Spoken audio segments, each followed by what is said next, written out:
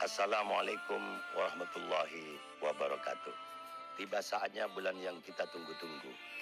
Bulan yang ditunggu-tunggu oleh masyarakat muslim dunia.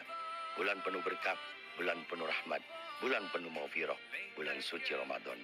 Mari sambut Ramadan dengan penuh kegembiraan hingga kita menjadi insan yang bertakwa.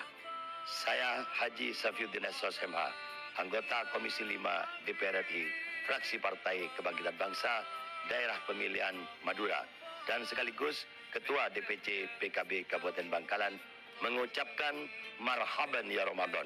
Selamat menunaikan ibadah puasa 1444 Hijriah. Wallahul muwaffiq ila aqwamit thoriq. Wassalamualaikum warahmatullahi wabarakatuh. Saya cuma ingin mempertegas saja Pak Ipan.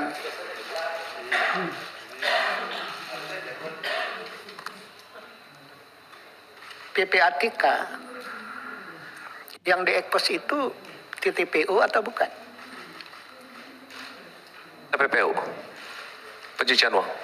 Yang 300 itu TPPU? Itu hasil analisis dan hasil pemeriksaan, tentunya TPPU.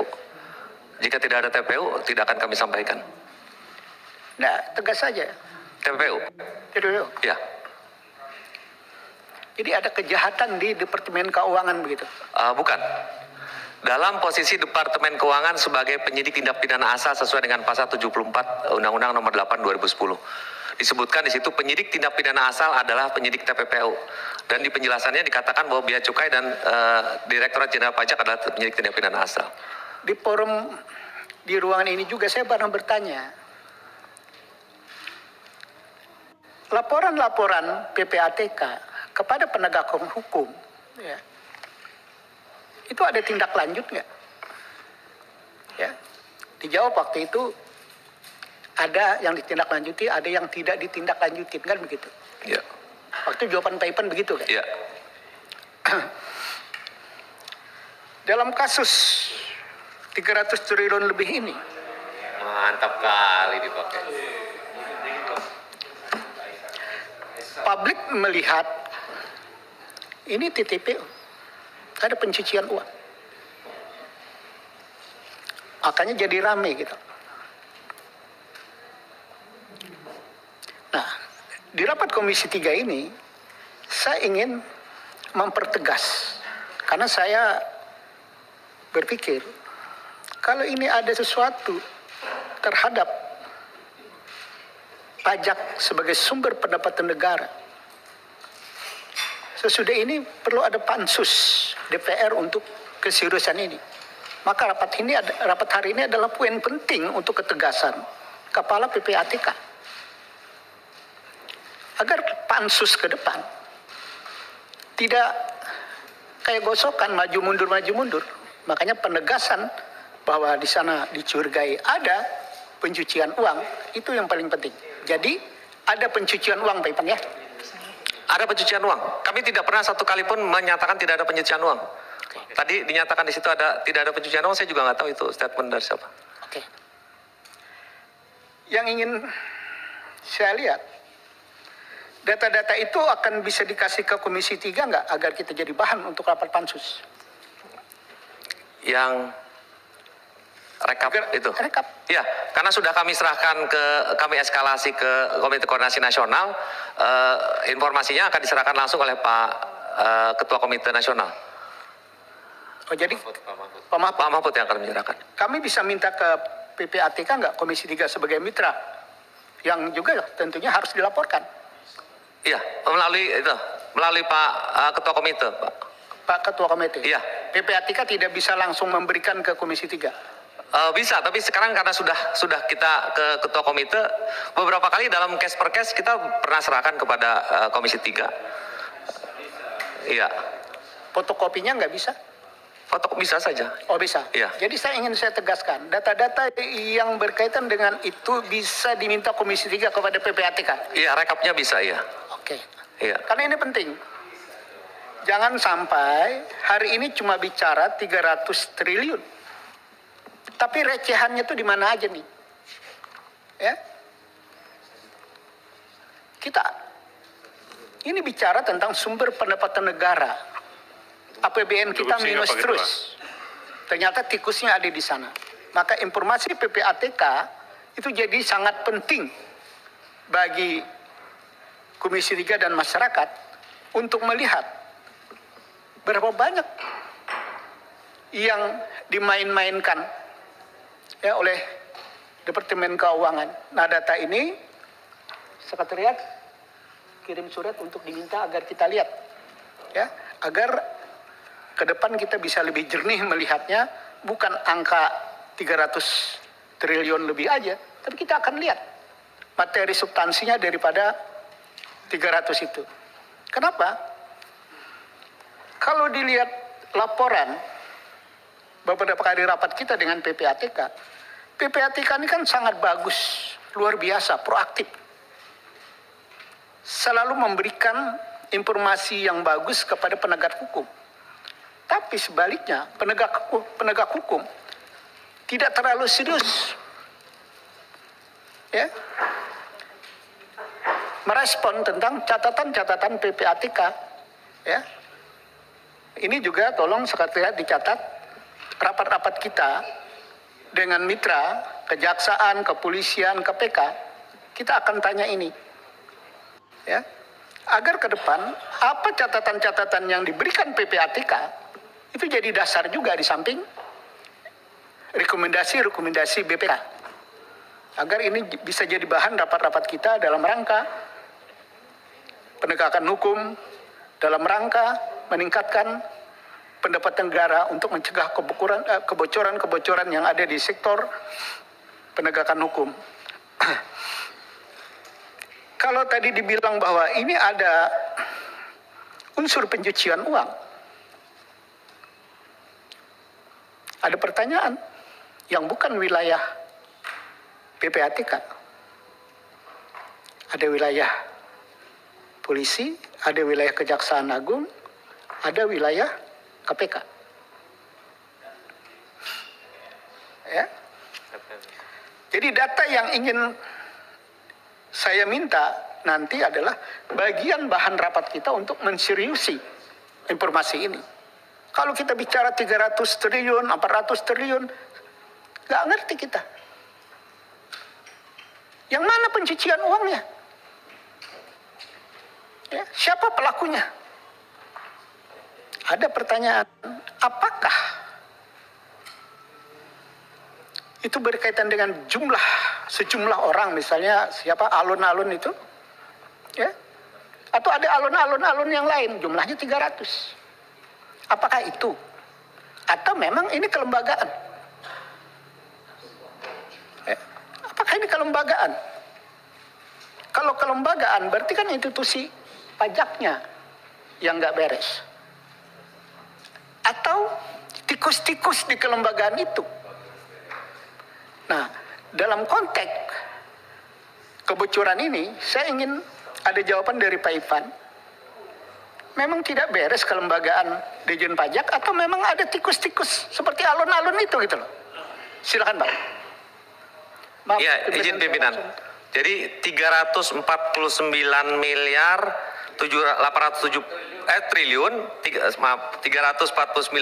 874 miliar 187 juta 502.987 itu bukan ini kita tidak semuanya bicara tentang tindak pidana yang dilakukan oleh Kementerian Keuangan, tapi ini lebih bukan di Kementerian Keuangan, tapi terkait dengan tugas pokok dan fungsi Kementerian Keuangan sebagai penyidik tindak pidana asal.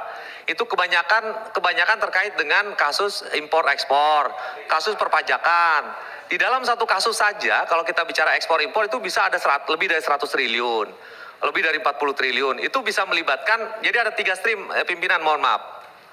LHA yang PPATK sampaikan itu ada LHA yang terkait dengan oknum, itu pertama. Yang kedua ada LHA yang terkait dengan oknum dan tusinya. Misalnya kita menemukan kasus ekspor impor atau perpajakan, tapi kita ketemu oknumnya. Yang ketiga adalah kita tidak menemukan oknumnya, tapi kita menemukan tindak pidana asalnya. Jadi tindak pidana asal misalnya kepabeanan atau perpajakan itu yang kita sampaikan kepada penyidiknya. Jadi sama sekali tidak bisa diterjemahkan kejadian tindak pidananya itu di Kementerian Keuangan. Ini jauh-jauh berbeda. Jadi kalimat di Kementerian Keuangan itu juga ada kalimat yang salah. Itu yang menjadi tugas pokok dan fungsi Kementerian Keuangan. Sama kalau kita menyampaikan ke kepolisian. Interupsi aja kalau mau. Interupsi pimpinan. Boleh. Interupsi. Interupsi pimpinan. Baru nih. Satu-satu dulu aja, biarin nanti kalau Pak Desmond sudah merasa oke, ntar teman-teman silakan. Lanjut aja dulu. Terima kasih pimpinan. Lanjut aja.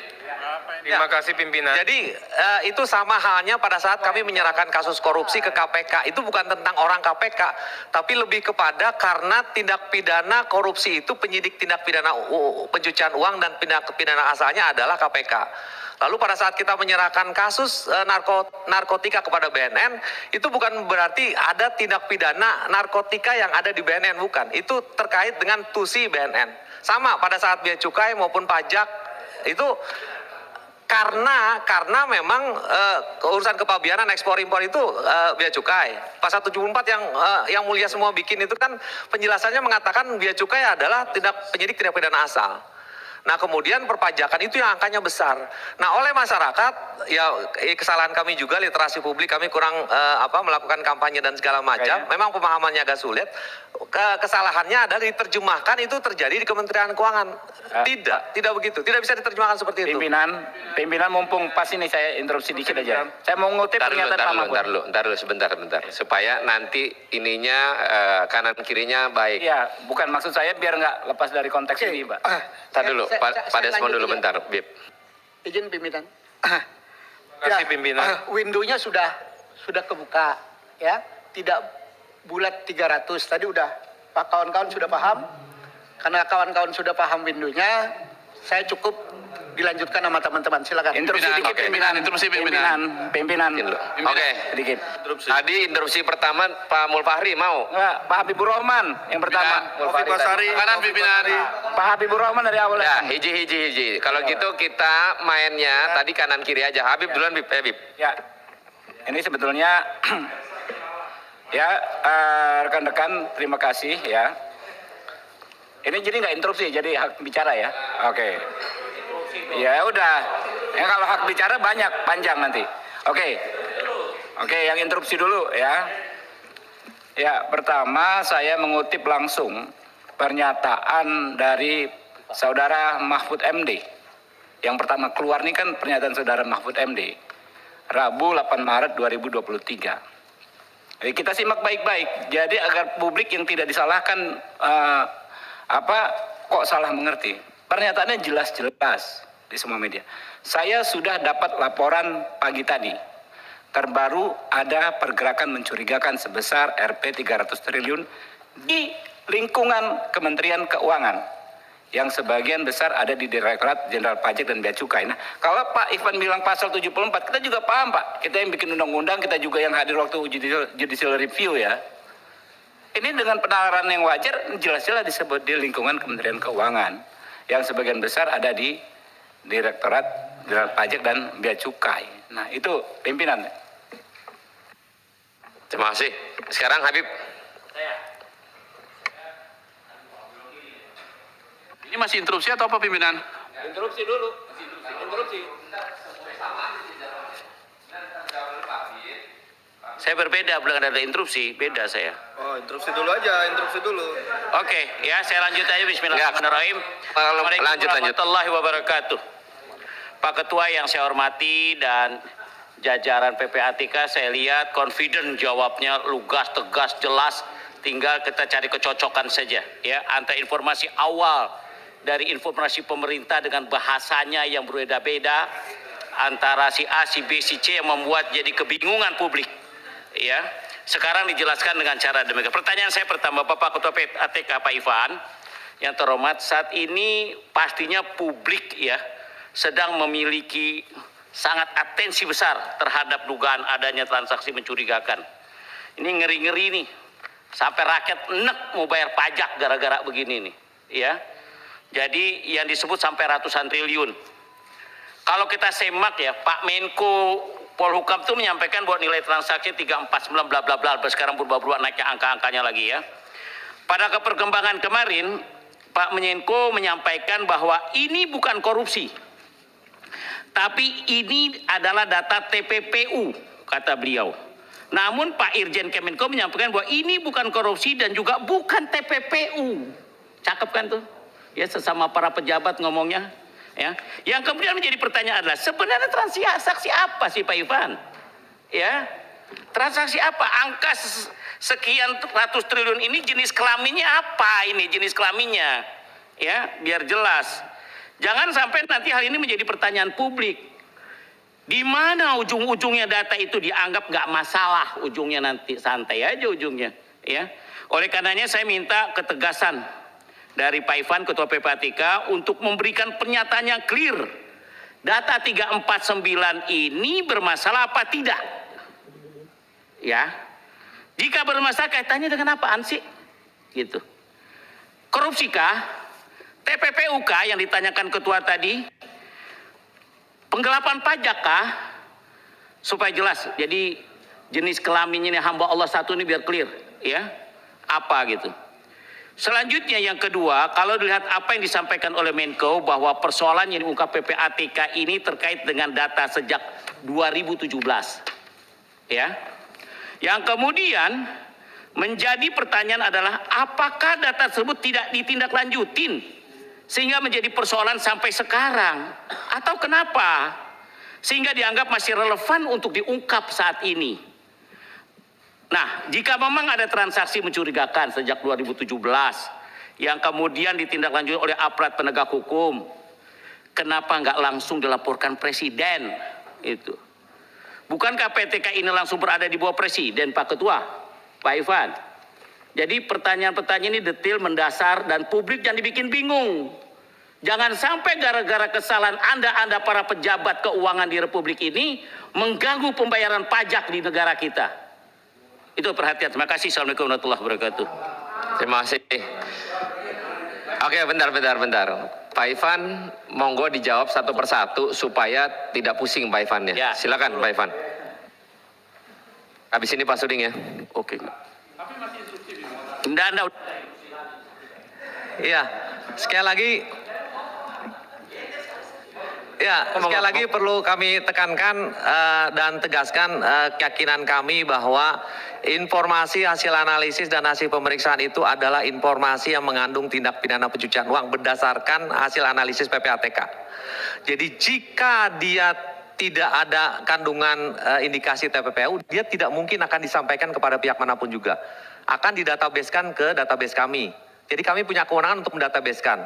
Nah, jika dia sudah keluar sebagai produk HA dan HP, itu tentunya kami berkeyakinan sudah ada indikasi tindak pidana pencucian uang. Nah, yang kita sampaikan ke Kementerian Keuangan itu memang karena sekali lagi bukan ngajar, ini bukan menggarami laut. Ini memang karena ketentuan pasal 74, tidak lebih dari itu. Jadi jika kemudian terjadi korupsi di internal Kementerian Keuangan, kita tidak akan sampaikan hasil analisisnya kepada Kementerian Keuangan. Karena Kementerian Keuangan bukan penyidik tindak pidana asal hasil analisis seperti RAT.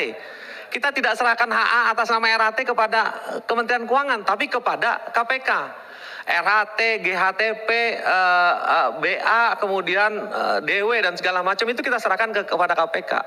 Jadi kalau pimpinan dan anggota Komisi 3 yang kami hormati, kami banggakan, membutuhkan keyakinan kami sebagai Kepala PPATK, kami yakini karena itu sudah keluar sebagai HA, ada tindak pidana pencucian uang. Lalu kalau kemudian penyidik memiliki bukti lain, kemudian ada invoice misalnya, ada tagihan dan segala macam, ada arus barangnya itu kami diskusikan dan bisa terjadi seperti itu memang. Di kepolisian bisa terjadi berbeda dan segala macam seperti itu, Bapak. Jadi genus kasusnya seperti yang disampaikan oleh Ibu Menkyu, banyak informasi yang kami kirimkan itu sebagai reaktif. Jadi begitu kami ditanya oleh Kementerian Keuangan atas nama-nama tertentu, kami kirimkan balik. Tapi ada juga yang tanpa ditanya kami temukan berdasarkan hasil analisis kami temukan. Itu ada juga seperti itu. Yang model-model seperti itu. Jika kalau kemudian kami temukan korupsi, kami akan serahkan kepada KPK atau penyidik kepolisian atau kejaksaan. Lalu kemudian jika terkait dengan TPPU tentunya akan kami serahkan kalau genusnya dia adalah terkait dengan kepabeanan, kami serahkan ke Bea Cukai. Kalau genusnya adalah perpajakan, kami serahkan kepada perpajakan. Dan memang kita tidak bisa mengatakan 100% ditindaklanjuti. Makanya koordinasi terus dilakukan. Kemarin juga ditanyakan terkait dengan apakah semua sudah ditindaklanjuti? Kami bisa jawab, belum semua ditindaklanjuti. Ada yang masih dalam penelahan, ada yang sudah ditindaklanjuti sampai finish, misalnya sudah dipecat, sudah dihukum, sudah ada P21, sudah dilakukan mutasi dan segala macam, banyak juga seperti itu. Tapi banyak juga yang belum ditindaklanjuti dan kami terus koordinasi. Dan data yang kami sampaikan itu, mohon maaf, Bapak, bukan dari 2017 tapi 2009 ya. Ya, yang saya sebutkan tadi 249 itu dari 2009. Itu ada 300 hasil analisis yang kami sampaikan. Ada yang sudah selesai di dalamnya, situ ada yang namanya GHTP Gayus. Itu sudah selesai, sudah dihukum dan segala macam. Tapi karena data ini adalah merupakan logbook, adalah merupakan list dari sebuah data yang pernah kami sampaikan, ya kami masukkan sebagai logbook itu. Tidak kami hapus di kami. Iya. Boleh interupsi pimpinan? Tindak lanjut sini. Nanti dulu. Pak Suding, nanti dulu. Oke. Jadi Pak Ketua PPATK ya, di sebelah sini. Jadi kalau kita merujuk ke undang-undang, tidak ada satupun lembaga di Republik ini yang memiliki kompetensi untuk menyatakan bahwa telah terjadi pencucian uang kecuali PPATK. Jadi kalau Anda mengatakan bahwa sudah terjadi pencucian uang, yang lain pun harus mengamini bahwa memang ada pencucian uang. Itu yang pertama. Kita sepakat itu ya. Kemudian tadi kan dibilang bahwa sepanjang 2009 sampai dengan 2023 ada 300 sekian triliun yang tindak pidana asalnya berada di lingkup Kementerian Keuangan. Sebutkan tadi paling tidak ada 2 direktorat di situ, Bea Cukai dan Pajak. Tentu sesuai dengan undang-undang Anda menyampaikan temuan ini kepada 2 direktorat yang ada di Departemen Keuangan. Yang kita tahu jumlah 300 triliun itu tidak sedikit. Tapi yang kita tahu di luar yang Anda sebutkan tadi, kasus Gayus, hampir tidak ada kasus besar yang terjadi di 2 direktorat di bawah Kementerian Keuangan ini.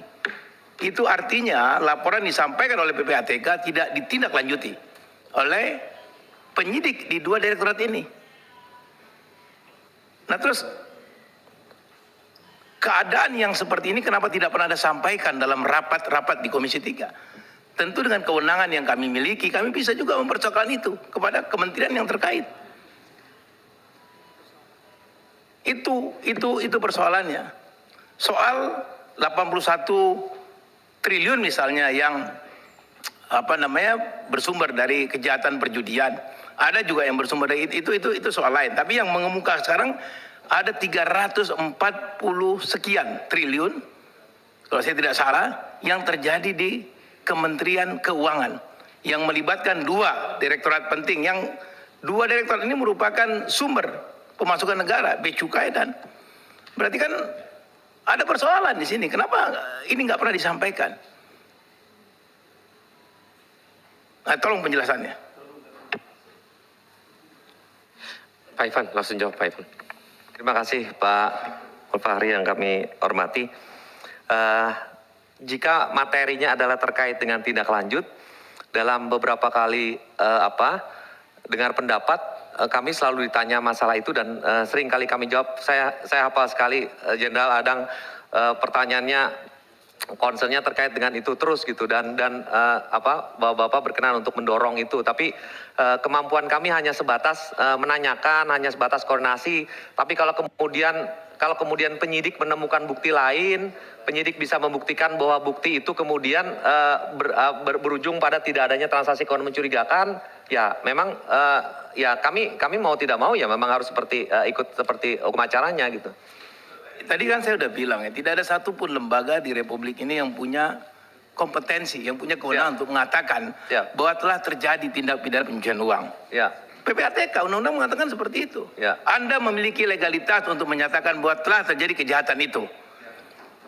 Dan tentu ada konsekuensinya ketika ini sudah dideklar dan kemudian disampaikan kepada lembaga terkait kan harus ada follow up. Respon dari mereka kan nggak cukup cuma bilang, wah ini tidak bisa dibuktikan, nggak bisa begitu.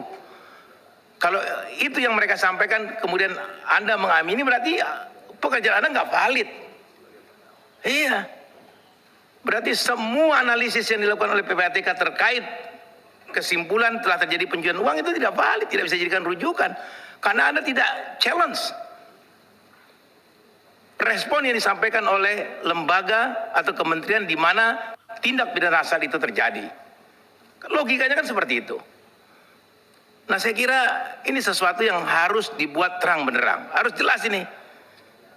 Yang nggak valid analisis yang berakhir pada kesimpulan yang dilakukan oleh PPATK atau tidak ada keseriusan dari penyidik di dua direktorat di Kementerian Keuangan ini untuk menindaklanjuti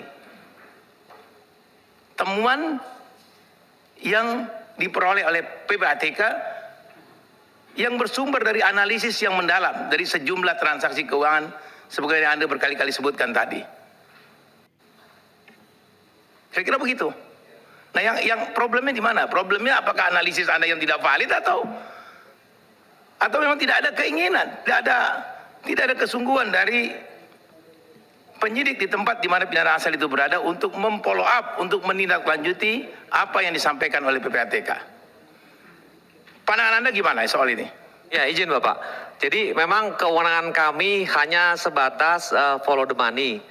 Jadi kami berdasarkan forensik accounting kami, ahli-ahli ekonomi kami kemudian menyatakan bahwa transaksi yang kita lihat, transaksi yang dilakukan oleh beberapa subjek ini, kita indikasikan telah terjadi tindak pidana pencucian uang karena tidak sesuai dengan profil dan segala macam. Ada dugaan tindak pidana pencucian uang. Tapi bukan berarti kita menyatakan ini harus tindak pidana pencucian uang. Atas dasar data-data ini kita mengindikasikan telah terjadi tindak pidana pencucian uang. Tidak sesuai dengan profil, terus pihak-pihaknya dan segala macam. Lalu kemudian kita sampaikan kepada para penyidik gitu ya. Nah, dalam posisi itu kita bisa menanyakan. Tapi kalau Bapak mengatakan apakah kita challenge, kita selalu challenge. Ada gelar perkara, kemudian bahkan Bapak-bapak dan Ibu-ibu yang kami hormati, bahkan kita punya program yang namanya recycling. Ya, silakan Pak Desmond. Bentar Pak Ipan.